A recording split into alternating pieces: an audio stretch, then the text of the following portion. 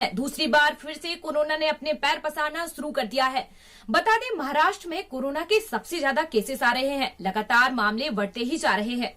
इसी बीच कोरोना से लड़ने के लिए सबसे ज्यादा मददगार साबित हो रहे हैं हमारे डॉक्टर्स। बिना जान की परवाह किए बिना निरंतर सेवाएं दे रहे हैं। इस बीच उन पर गंभीर आरोप भी लगाए जा रहे हैं।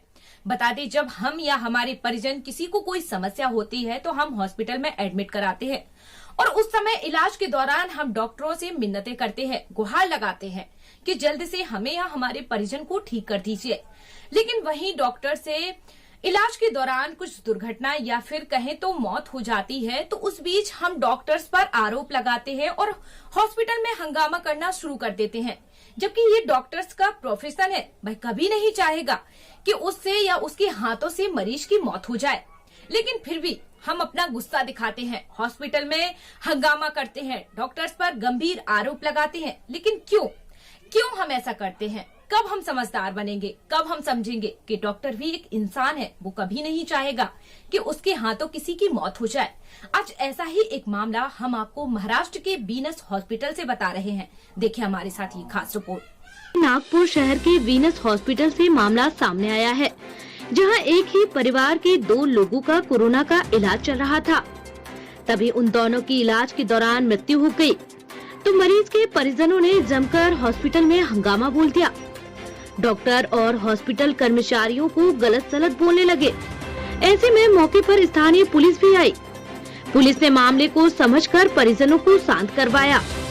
यह सब मामले से सवाल ये उठने लगे हैं कि आज के इस बढ़ते हुए कोरोना की भयावह स्थिति में कि डॉक्टर क्या करे, कैसे वो अपना काम करे, मरीज का इलाज भी करे और मरीज के परिजनों का गुस्सा भी झेले। यहाँ ऐसे मामले में यही कहा जा सकता है कि अब डॉक्टर के सामने करो या मरो की स्थिति नहीं, करो और मरो की स्थिति आ गई है। मैं डॉक्टर सोपान बागे। ये जो पेशेंट है जिसकी डेथ हुई है विनोद मेश्राम, कोविड पॉजिटिव थे ये जब एडमिट किया था। और इनको जब एडमिट किया था ये तभी से बहुत ज़्यादा सीरियस थे। उनको शुरू से ही आईसीयू में रखा गया था और शुरू से ही वो बाईपैप और वेंटिलेटर पे लगे हुए थे, उनको उस पर रखा हुआ था। तो ये पेशेंट की कंडीशन शुरू से ही बहुत बैड और क्रिटिकल थी। ये सभी चीज़ें, ये सभी बातें हमने सभी रिश्तेदारों को बता भी दी थी और बार बार उनको ये सब समझाया भी गया था।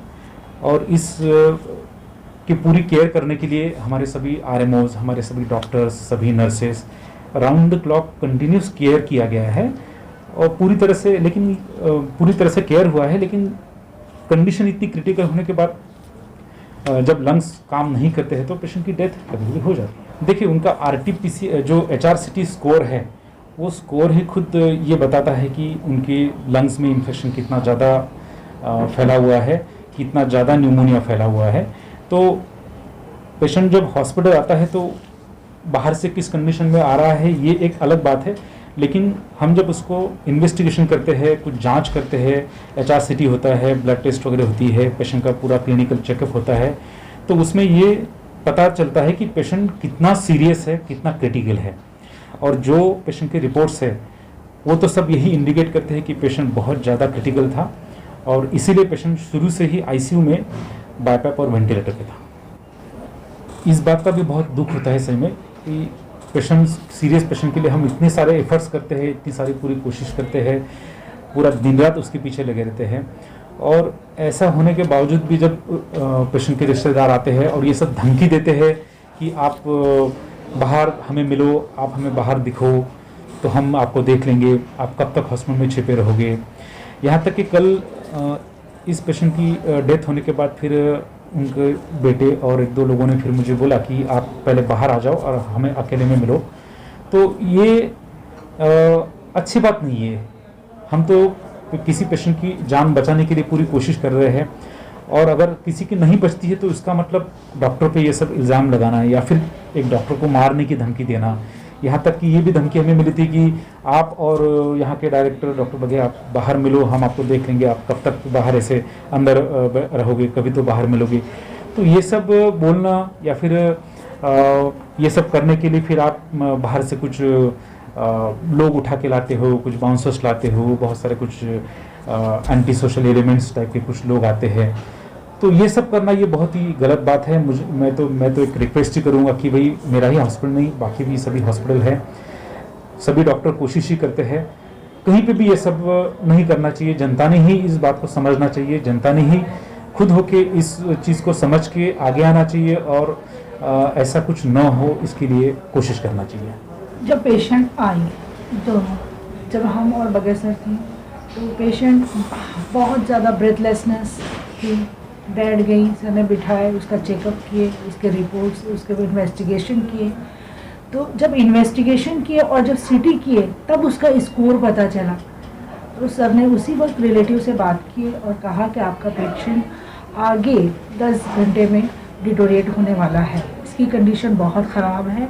तो सर ने जब ही उसको बोल दिया, लेकिन सर एक डॉक्टर होने के नाते उनको वापस नहीं भेजा, उनको आईसीयू में लिया और उसको वेंटिलेटर लगाया और पूरा हमने उस पर इतना काम किए। जब भी ऐसा बोलने के बाद कि आप लोग ऐसा बोलोगे कोई रिलेटिव कि आप लोगों ने कुछ किया है नहीं, तो ये हमें बहुत दुख होता कि हम अपनी जान पे खेल के एक पेशेंट का वो कर रहे हैं।